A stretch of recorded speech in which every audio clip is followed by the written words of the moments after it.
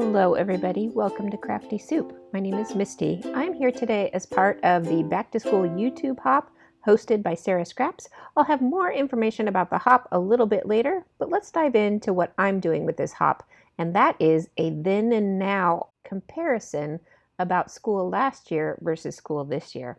And I have my daughter's photos from her alternative school. We technically and legally homeschool, but she uses this resource alternative center for a lot of her schooling. And she hasn't actually gone back to school yet. So that is why I'm approaching this layout a little bit differently. And I have all of these photos from last year that I am going to compile into this layout, and you'll see how that comes along as we progress.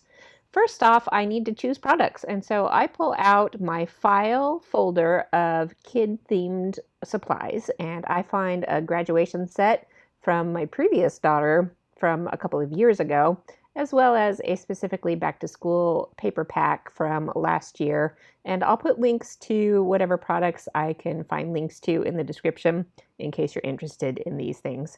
I also have that pencil paper, which I'm not quite sure where it came from, as well as a few pieces from kind of a teen boy vibe set that I had picked up a while back.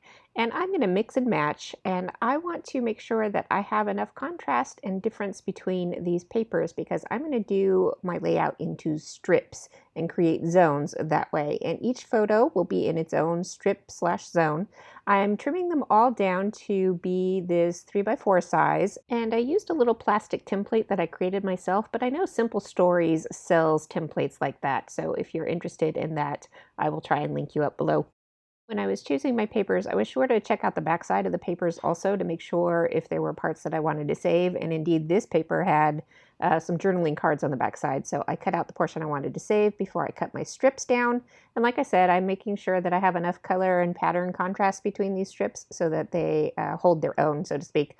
And I got lucky because my photos, I had 2 horizontal and 2 vertical orientations of my photos. And that works out math-wise to divide this page up into 4 sections.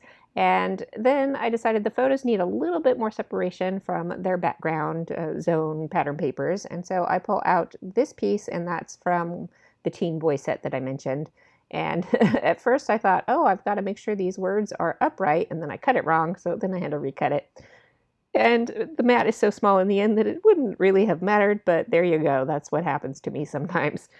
So I am ready to anchor all of these pieces down to get the core base bones of my layout ready to go. And once those are all adhered, I flip it over, and I'm just going to use my paper trimmer to trim off all those edges, make sure that I have them correctly aligned top to bottom, and then I will adhere those leftover bits on the other side of the paper or on the second page of the spread. Until then, I am cutting these strips that are going to be holding my title portions, which is going to be double titled because of the then and now theme that I've got going on. And that's what I'm working on next. I did pull out a whole bunch of alphabets, but I decided this first one that I had, I really like. It's gold, which reminds me of the background pattern paper, which has some gold stars.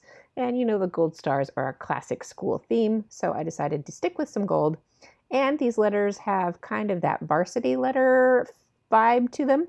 The problem was I didn't have enough numbers to do the school years that I wanted to do. So I did have to spell out the word 20 in place of some of the 2s. And I decided to use that in the second part of my title instead because of the spacing that I had available on that part, as opposed to the spacing on the first part. So I finish off the first part of my title saying goodbye 21 and 22 with the numerals from my alpha set. And then I spelled out the word 22-3 for the second part of my title to feature both of the school years that we're talking about. And then I had lots of extra photos from those events that I'd pulled the initial photos from. And I want to save those on this layout. So I am going to create some little pockets. At first I thought I had some little envelopes or glassine pockets that I could use, but none of them were the right size. So I am creating my own with this mini envelope punch board. This punch board comes in a couple of different styles. This is the mini size. And I'm using vellum. And you have to be careful with vellum because when you score it and fold it, it can crack. So I was very careful to do that. And then I glued my envelopes together, and because you can see through vellum, you can see that glue. So next up is the step to hide that glue. I pulled out kind of a starburst punch here and another piece of pattern paper in a more calm pattern. And then I was looking for a second piece to layer that I could do a little bit of journaling on. I didn't like using the yellow, but I found this tag paper, and the one side of the tags had some grids and lines that would be great for journaling. And then I thought, oh, the other side of the tag would be great in the envelope for extra journaling. So that's where I shifted into this mode. I'm going to create my little medallions, I guess you could call them, to cover up the outside of the envelope. And then I will do just a tiny bit of journaling on there, which is actually going to include the words then and now, which I'm stamping. And I will fill in handwriting with those little tiny tidbits. And then the tag will go inside of the envelope with more details to that part of the story. And I'm talking about the classes that she took last year versus the classes that she's going to take this year. And so that's how that journaling will carry over. And then it's time to embellish. I don't feel like I need a whole lot of embellishing going on since the layout is pretty full already and it has a lot of movement and flow and color and texture to it. But I do want to put a little bit of pieces on here. And I go through this part kind of slowly because I'm hemming and hawing and trying to decide.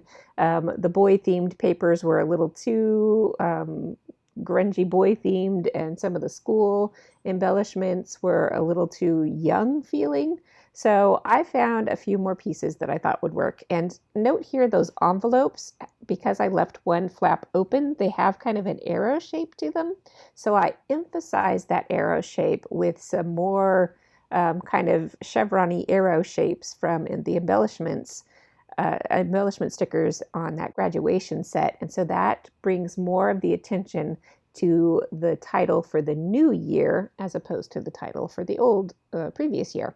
So I liked that mood there, just a very subtle thing that makes a big difference, I think, to reading this layout.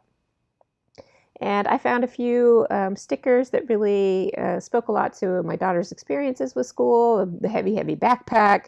I do have this little sticker that says pack your lunch, which she was very bad at. Well, no, that's not true. She was good at packing her lunch. She was very bad at eating her lunch. So I wanted to get that part of the story onto this layout, and that sticker will remind me to include that in my journaling. And then just a few more bits and pieces here and there to add some flow and color to this layout. I do pop out a little boba chipboard piece because in between classes, my daughter and her friends would often walk off campus to go get boba or other treats. And so that is definitely a thing that has been in her schooling experience. And then I cut out some of my hemming and hawing over embellishments to finalize with just these last few bits and pieces here. There's a clock, there's a row of books, and then just a little school banner sign. And that is going to wrap up my layout for this time. I will get my journaling into those pockets as well as a few more photos cut down to the right size. And here is a look at how it turned out. Hopefully you can see those gold letters better in these close-up photos than you could in the recording because the camera lighting can be tricky.